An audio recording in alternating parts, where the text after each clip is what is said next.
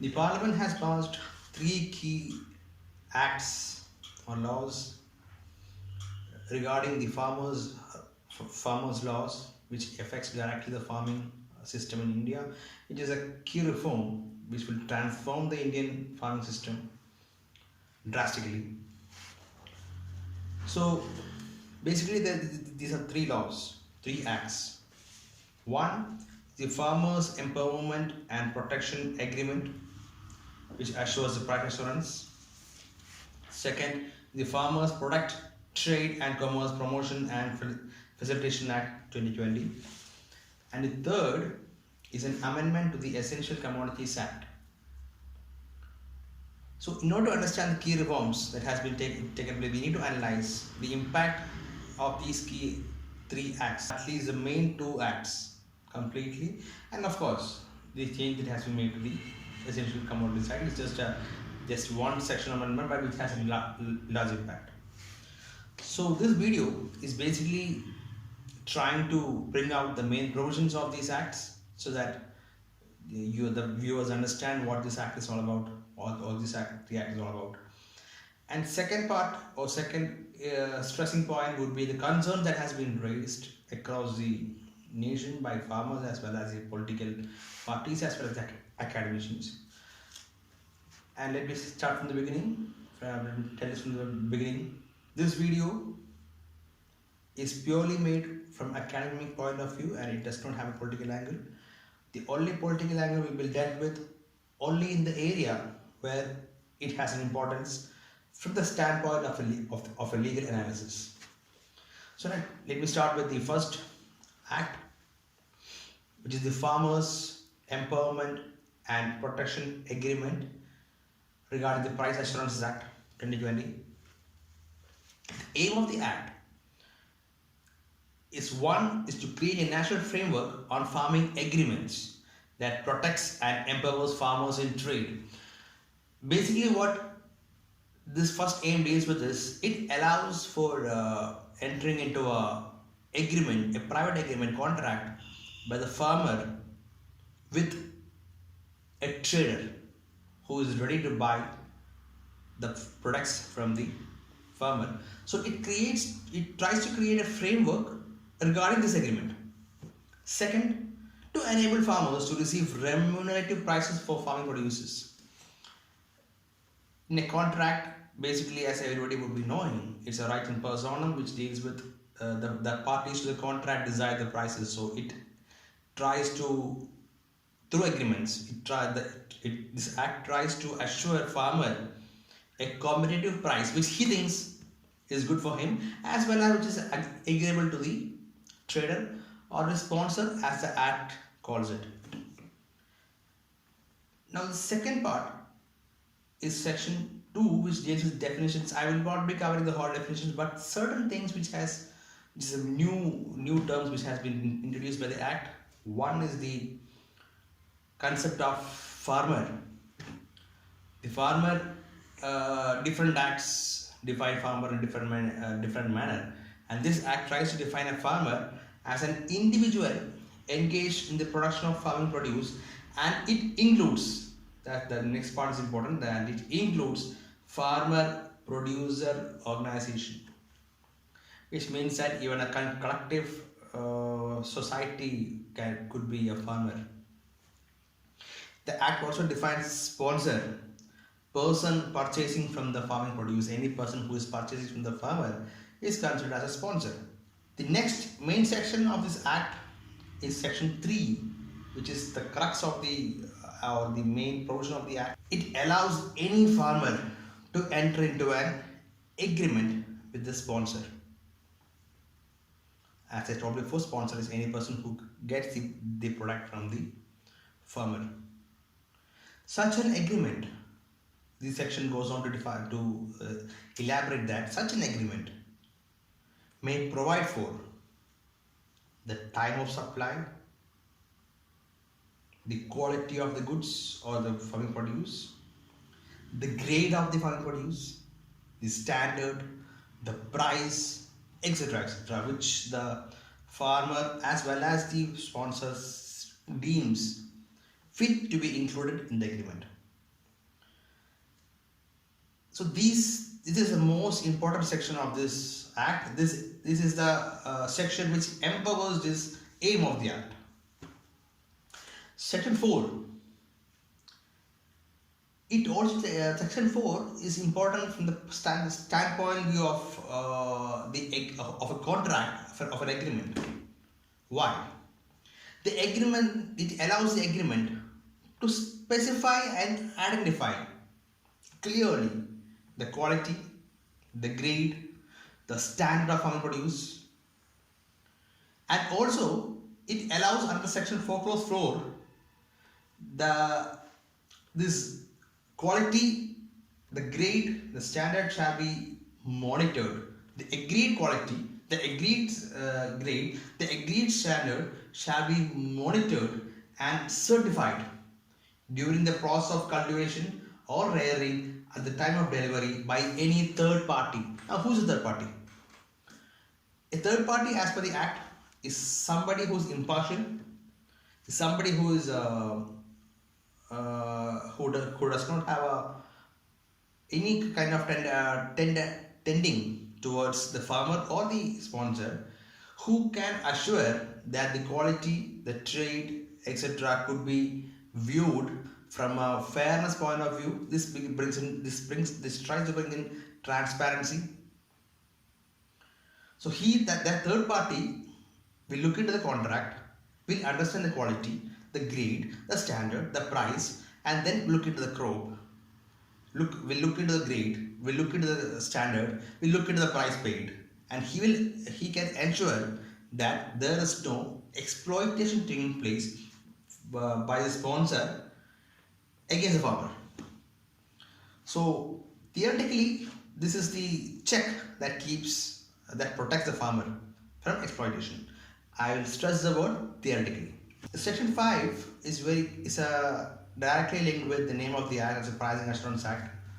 It deals with the pricing of the farm produce. Even though the section does not give out a clear-cut mechanism of identifying the prices, this is not possible since it's a contract that's being entered by farmer and producer or the sponsor. It is not possible to correctly assure this is the price, but at least it gives out some checks and balance when you decide on price. One important factor or one important provision check that has been given in section 5 is that there should be a minimum guaranteed price. If the price of the product is varying, then a minimum guaranteed price should be given under the agreement. This is similar to the MSP, minimum selling price. Even if the product, even if there is some discrepancy in the farm produce, the farmer gets a minimum guaranteed price. Now, second point, and after this, above this minimum guaranteed price, the farmer is entitled to decide upon the further amount. For example, if the minimum guaranteed price is ₹100, that will be assured to the farmer. If the quality, grade, etc. is being complied with, and above this minimum assured price, the farmer is entitled to decide upon any further price which the parties feels on a mutually agreed term feels that it is the correct price. And also, in case there is difficulty to find out what is the correct price, this price may be decided, may be linked to the price that is being paid in the APMC yard. APMC, as you would be knowing, is the Agricultural Produce Marketing Committee yard governed by the government, the state government, and the state government would be buying the farm produce at a certain price. So this price could be taken into consideration while considering the price of the farm produce. So that's about the pricing. And one more important section according to me is there in the Act, that is the section 7. It says that any agreement on a particular farming produce shall exempt itself from any state act. According to my interpretation, this means that the farming produce which has been entered into in the agreement, it is not just pulses cereals, it's not a general category. For example, if I am the farmer and I am trying to sell 100 kilograms of pulses, it is that 100 kilogram of pulses that is being exempted from the application of any state act which restricts the selling or purchasing of this farm produce. No state act will restrain a farmer from selling or a sponsor from buying any farming produce that has been agreed upon in that agreement. That state act will not apply. Second, the stock limit. As you know, the Essential Commodities Act directly deals with restricting the stocking of produce in any yard by a private entity.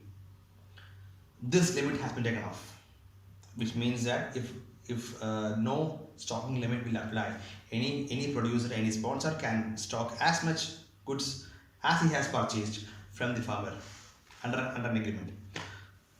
The next part is the dispute resolution part, which I do not intend to deal with in this video, as it's a separate issue altogether, which will be dealt with in a separate video. Now I move on to the second key act, which is the Farmers Product Trade and Commerce Promotion and Facilitation Act 2020. Now, what is the aim of this act? 1. To enable freedom of choice which for sale and purchase of farmers' produce. Basically, it's a free trade within a nation. It allows for interstate and intrastate trade of farming produce within this country. Second, to facilitate remunerative price through alternative trading channels. Now let me stress the point. It aims to facilitate alternative trading channel, which means that there is a already existing channel and it tries to create an alternative channel so that the farmer gets a remunerative price. The importance of this provision will be dealt with when I deal with the concerns being raised. And most importantly, this act tries to promote electronic trading of farming produce. So it tries to transform the farmer into a electronic trader. Again, as I did in the same act and the previous act, I would be dealing with the key definitions of this act. As seen in the act, it defines farmer, it defines sponsor, but so I'm not going to deal with it. But then this act defines electronic trading and transaction platform.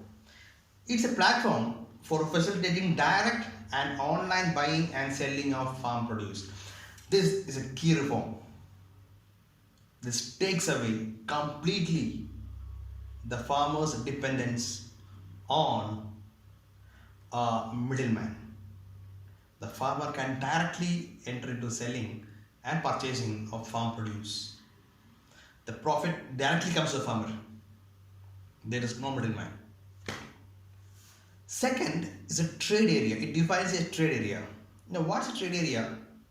A trade area under this act is those places where the farmer sells or buys his products, farming produce, apart from the places that is covered through the state APMC law act.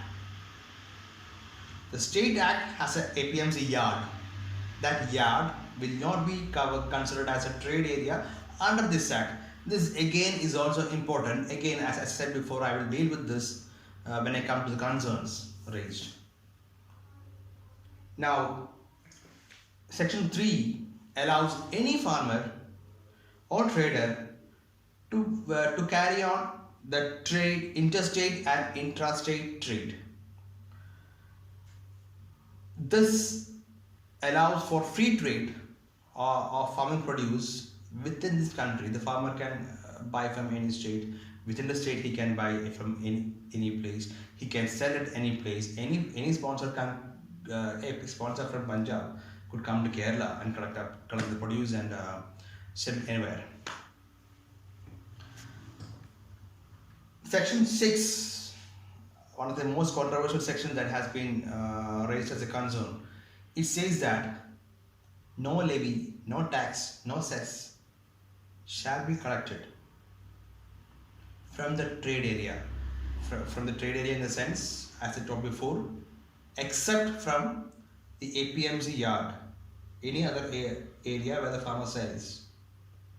So, no tax shall be levied for all those profit that has been made by the farmer in selling in those area, in that trade area, which is sensible in my point of view, because the farmer does not take any help from the government. So why should he pay tax for something which he's not availing? So these are the key provisions of this act. Now one major amendment has been taken place to the Essential Commodities Act, which says that certain producers, they have given certain examples like pulses, cereals, etc., have been taken out of the purview of the Essential Commodities Act, which means that these pulses, cereals, etc., will not be covered to the ceiling limit. Ceiling limit covered through ceiling limit prescribed by the Essential Commodities Act. There is no threat. There is no threat to the sponsor. He can keep as many stock as he has bought from his farmer, and the state will not interfere with it. There is no stock limit. So these are the major highlights of these provisions. As I said before, that I have skipped the dispute resolution part, which is a completely different issue as far as I am concerned. These are the key provisions. Now I would move on to the key issues raised, the key concerns raised on these laws.